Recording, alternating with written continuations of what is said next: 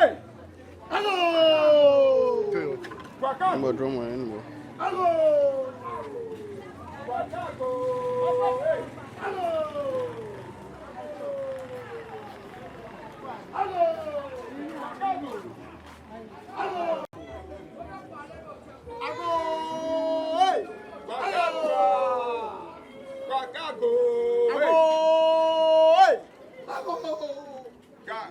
Wakago, hey, ago, ago, ago, hey, ago,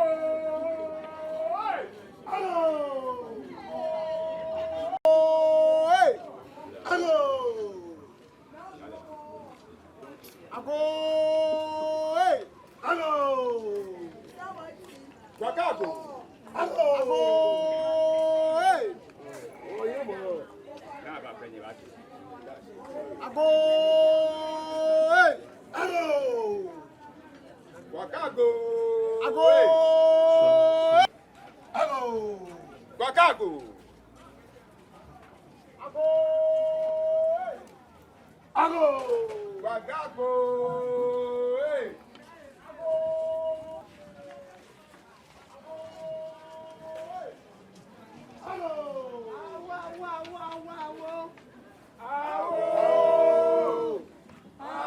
ago,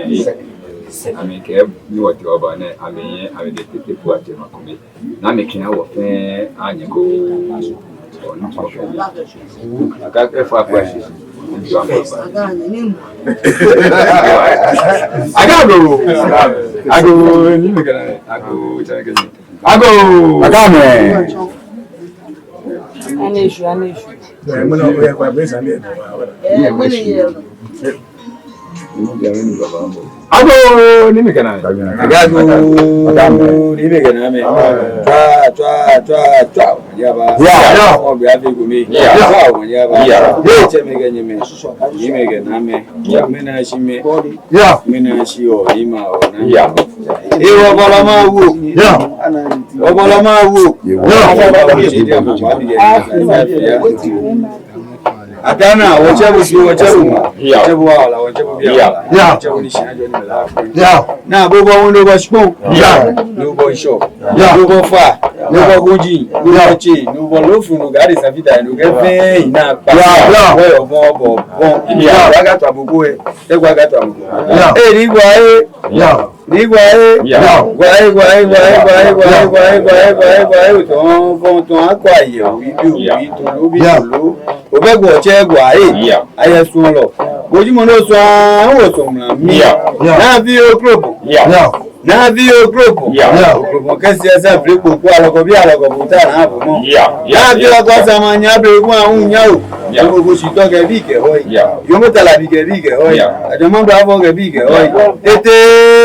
te gwala ge bike ho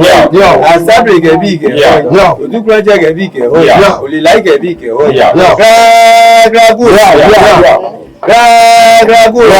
Gragu bongege bike ho na nyira da na ego nyinu ni sanye ge gwa ho numbu ahunu gwa ge bike ho ni odume rame dadrame ayawa swami gragu ge bike ho o fi ge bike ho ma pipa ho na ka tete ge dia teke o ke bai ya grama ge na loye wa go woji fe nyira da na ego nyinu na be nwine o ni ma o na ma ho wo kan wo bia nwe wa bashi oba na ego to gumiza na bera iche na ka o ma kimbi amra lo be amugio o pepe bera mi fo ami ko nyawa me o to sika mle me me o bro tu gwa shio se agede de do yeta gbigbo te la te yeta mama to mama ti o ko ya kesi sagumo go ti obi Angelo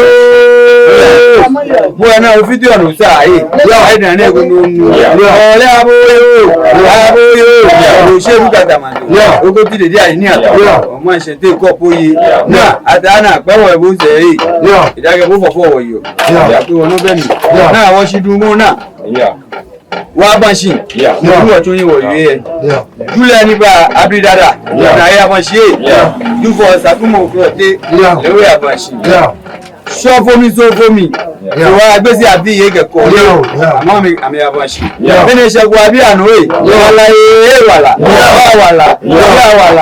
ga eska na ni agwa jo ala pa mi wale sine bi mure ke ta to gba je wa ma shi ala pa mi wale ife si aga ge ate se awule na mo ni ba ga ge gbe bi oji mi ge na bofo san na ni da ni ge so le mi ta yo wa na mo no ji le ma gba ata pe no be mi mo ni ba te se shian ni ate se awule mi ni yo se be na mi to wona ji na ala mi na mi gbe shi mi ni yo se na mi ke feed lo yo se be ame wala mi bi acheme ni gamia wanye me ni gamia asafo acheme asafo anyeme agbanfo acheme na wo ye na me pa mi awo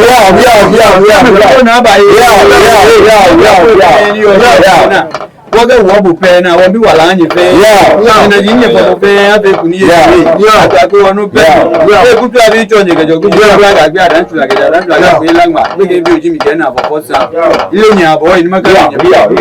na ga wo je ku pe nu aja mi je ba o ye ko wonu ya ja no ajo o bo wo de o na ma ko o fane ba ni ba to mo ni ibo keshan ni oyo actually mo ba se ko bi ni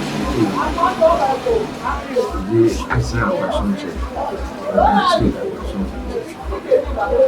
wa wo bi o ti papa te mo fane o ba ni ba to mo ne kusu ni ete no ye bi yo kusu ni atumele eje kusu ni pata kusu ni afio ya ko ko ba ke wa ke eshisidi ni eshisidi o te shumu o te wa ko ni wa yo wo ba ni ga fe ye me ni ma she ni sha ni ba she aje shi duwe danto ya do for sakum yeah soha soka soha oli bele o eshepo o ti wa bashi sibaje wa sa de mi ó ní mẹ́nu tí ẹ ní wọ́n wá dùn inú ó tí ẹ ní wà pàmò ìsákẹ̀ ṣìṣìdì ní ṣe ń fi ẹ̀dì ṣe ọmọ lè ṣe máa. Nubo ofane pepi ke ate shiba me ko me wi akechi ni amete so ko ebi do tun akechi ni eni ba na kan afien e ko ye ni na ba ya ba ke ba jini o mo mi fe ba ni emoni tun ake ni eni ba ba na kan afien so no ba ni ba bla mi fi o amawo fi o ni ni si ba na ke ni bi e ko lo mo e ke amenuchu sinon ma ke ya lele o libi fi mo ani o wa de tejo so la ni exactly eno wa to mate se ma yo o je wana kadi ni to akashi afini ba fi fa na ti ne amade la yo to akashi shikon ye fun ni to akashi afini le ni baba yo ke mo no be musumo esa mo musumo ai mo fa ni abi mene kusu ne na ne me kusu eko ni chalo ni abafi kusu ele bi Gamashie Gua We que September chila mo mane ne ken wo fi ne wo so chie ni di me no chie o ba do ne ko ba do to na ji se na kan o ba ya ba do wa do na do ba ko ni wo so ni mu afi no ni ekwa ni ba ke no ne o chie te o ti ke wa pa mo kusuele itramu ababulu show abala gbedeju ncho ake segedeju e di fi moyo to mo boni bidu fu ya fi o wa fi ki mo ko ni ke ashu dada no ka pa na ashu dada no be cham no kusumi e mwele ba bo ni fi o ni no mo ka ni be pi ne alo ya kusu be na ke a chile mana aka blom aka ya me ma so mo aka yusu mai eka kaban ti me pi cho ne ke ni bi alo na ke ko ma ni bi na ke ju o ma ni bi aye me poti ni ake mashi ake ne ke gbe me ne ke se na kai bi e ni amekwen ni blom ke na kai ni bi aka ya no ye we me ye o na ake o dimba bi ye o shinlele ni ne oko abu nupa jimba wo fun si meye to mo no wi e me pie ni amenu o sisi ne sisi na amenu o mu sisi ji Christopher wo no ko no choro Easter ni ba ko nka ke Easter ba she Roman bi ne ke alo me ni di so mo bi am human 40 days. You know my egg after gidi ni ake sorry ake cho no ni e ha jomo aba ma different go bemi ke ha no ni wo cho le traditionalist ana you ake si ke the fact Christopher do na wo me ni ewe ye no wa ma ke one jare ni chi obenke ame oni ameton dugo lubana moniti monija ofio you have wala pe ni dey was money me aka chi manfe ma right ni o keji wo ho ga o so me akeshi won wo fe bi o mo so le won ni mo no akia ehani ni wane ni lo aba ni aba no wakafe gidigidi no kesole no sa ni me no shishi ko obi ono kwa ke when in Rome you do what the Romans do ke oyega esani oyega osuni ano ni bi no o ni eje bi enje ni enje mi ke je bi oje no ye wo mara mi yo ma mi hinu je kono tuno no ba tire si ni aka he ko ma mi ashifu vipo ka ke ala ko ba ma ne si wo game o so fu e ko me no ni o ma yi kusun le kusun gbo adebo ni wo ba nina ni bi no do ta fa che keji amena wake be amameji he Bible ni amame preach no amame no be kote me bi ni amemena me preach o amele ni mo fi o me titi ni tabi ene di Christopher she amame koni ya me fo ameno ake be amedi me ni o lete she je na kaji sa won wo kuso ni ye die beni ni ake ni mo jamo baba ma na eni ni brofo me ke ni bi baba wo jamo mo ye ma na eni no sani amenu amenshishi ake shi wo wo kuso ni ka me fi like won wo ja ameshi wo ja o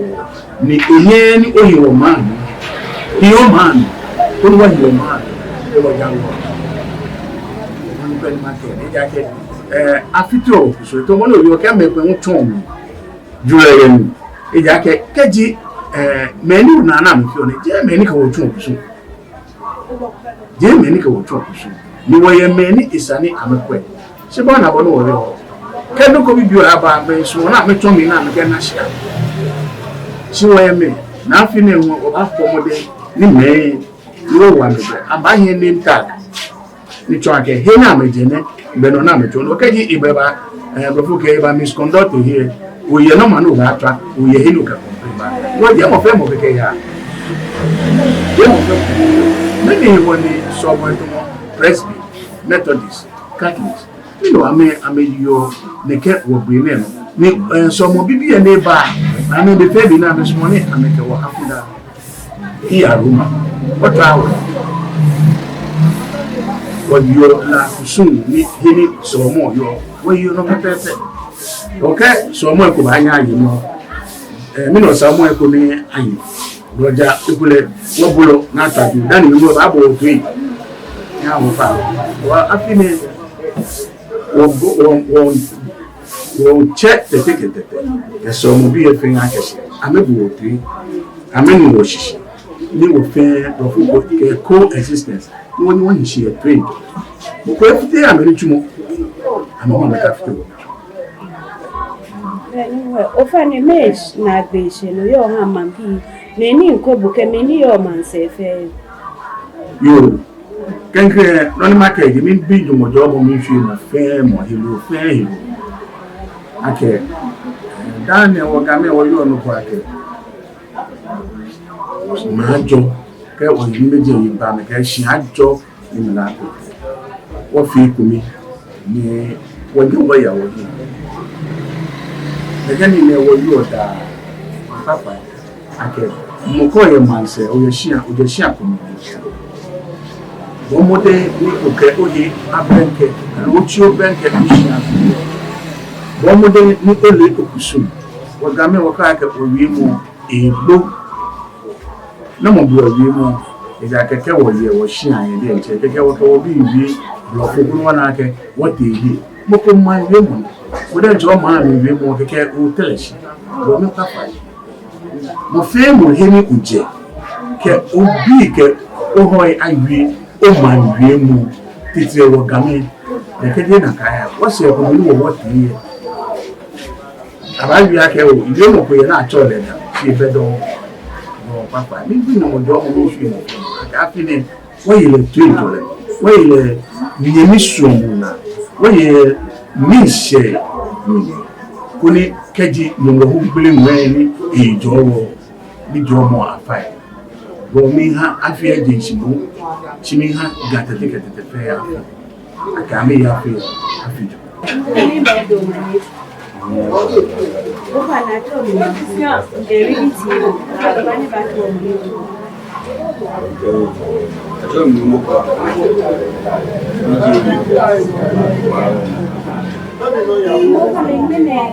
ade msamu ade abadi o ba ni ba o fa ga to ya e yo mani Vini ọmọ jẹ́ ẹjọ́ yẹ ni Shibãa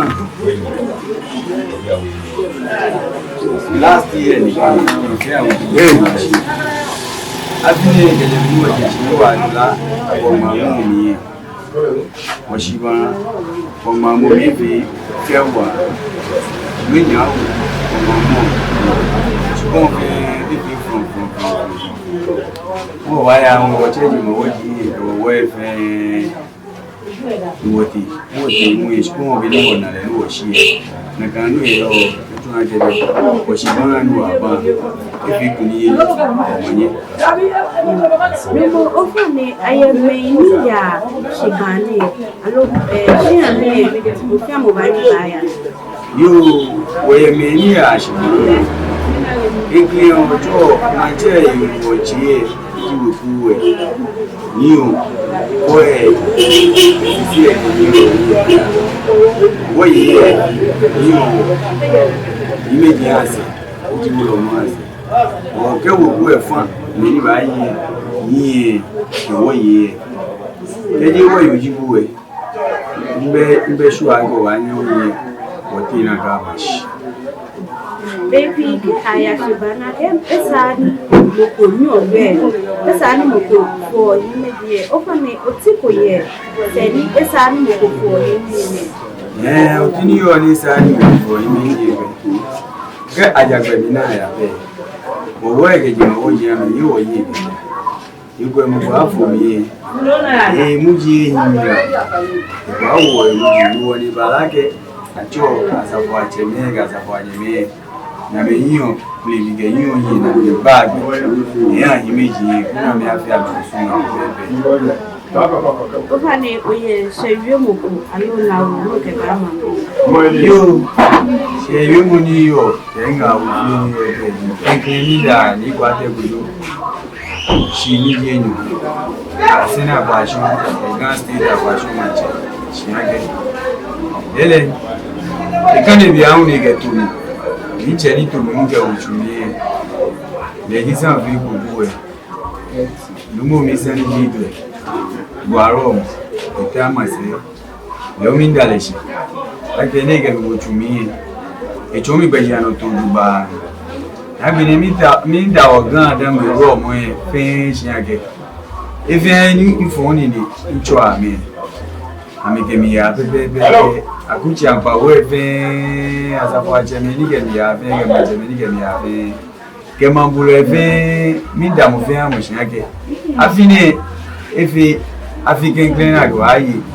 mara go afi no fe anu e chano ki ada ni ti ke be ke no mo akaba ni she yu mo fi ru genu mi da ni shinwa ke ni ba ni iwa ko wo ise lu fi anu di pepe ni nje wo wo ni ra no wa je ni fami ba odomani no fana tell me makuku ni ye rebi tv ofano banye ba toro mo ni ko ofano acho mo mi sa mi je do kashi gwa wo mi anogo bi anogo mo ofane baby ka fe kusu ni wo me ni wole kusu ni pa ko wo ba wo wi ake wo jamo ni ofane banye ba bla mi feel out no ene obi na kan shite na kan abe nuko na to mi wo wo mi wo wo ni wo ni to jiji ana ami yakun ami fe ri bi ni sa be no na ni ko mo ye wo ni sa mo na ni ami sa mo ami yakun na de wo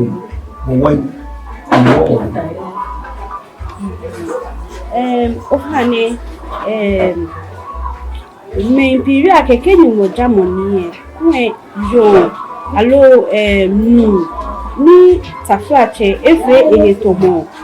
yo ko esa ni ehio ni ke isu ni na lo esa ni awole ake osofo ke ina istoku ye efe yo oyiwado le wa ngbo lebo nu lebo libi fe so bo no na ya de san su mi adisa ebo ni ake chon yi sibiri yo ana le ake yo ana e fo su amegbe jiano to konike onale ona ke mi ne itomo yo si je yo wọ́n ke gbe mi le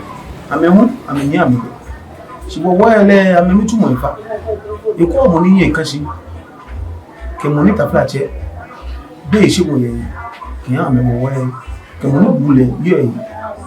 ama to ake ba kula mi no ke mabie shia name mo beni wo ye shia name abanye ba wo mo konklu ye agona ake ebani ba yesofu ye bi ya no le wo wa mi tumo ya ke ko ake shia le jano to me ni yo shia na le chi lo ke le che fe na le ba nya gba shia na yo obi ko ba kula shia mo fa no ona gbe se no yo ha ina gbe se ni yo pe di nke shida ha ni akwa so ni ba te ku ake bile ni ko che wo ni ma na le shia le mepi ete ni bi ya bo mo ha ni le shage bi ni mo na le mepi ku pa che obi fun ya bo de ni amefi imo ko ni ya ke blo ke o fa blo ku la ku ko buana ifule kuwe ka de be ma manjio jo mo ko ni de ha ji ni me wu yo mo ile che ni na ka asa pa che me fi ku mo ko le ja afia na office ra mo pe e si mo di do ina bu am ko ka me fi na ni ka wo ma ke ayo fun si ke so ye te ko wa ya wo ni wo ni awon mi awon keje adam bu bula osudoku mo plan on ka si fete o fi ko mi ko ni gan tete ketete ako ma pa ni gan ayo ni gan me ko ta ji ba kenken ni mo ni da ma bi fe sha ke ado fi ko ke di na do fi ni mo jamu fast the man bi awo mo ke fi fast ko mo so afosi ke agbi mete ke ko bi wonye o yiku ko ni ma ku bi na ba wo so na di ko ha ni ba ka so ni wo yin la no ni aji ko e man bi fa ye ni na to mo le ko wo yi am ya na ba fun ko afu ko na ba wo yo mo mo ka chu ta aga go yi wala ke yo mo afi wo no afi alo mo di ba na wo ka chu ta ake wo wala afi wo no ifi o mi ake inu mo ibe nuko ye ni sa file mo ni ime iwa ni mo gbe fa wa no ma ke na ko Africa e da gbogbo na ke hila eje lo fu mama iba Africa o ka fi ro pe mo no ya ga iwa ni mo afọ Jesus Christ e beto en Shibãa na fole Africa no ga da gbogbo na bro fu ma ka ga hila iba Africa is life the blame Africa bi na wo follow bro fu me be me gbogbo ji an lata woni bi papa na malu ke na machu ina ma we ko ba no nya wo ya okusumi ni onu okusumi afi wo su okusumi gino ni fi obo manu okusumi gino ni fi obo ake che okusumi gino ni fi obo ake nye okusumi fi obo man gbana ni chage bo mo pana adibu no nya wo mo okusumi ko ni gbogbo na iwa ni mo anna ni no ga shuwo ni awon shelu mo yo bo ka tu ta aka bi cha manya ba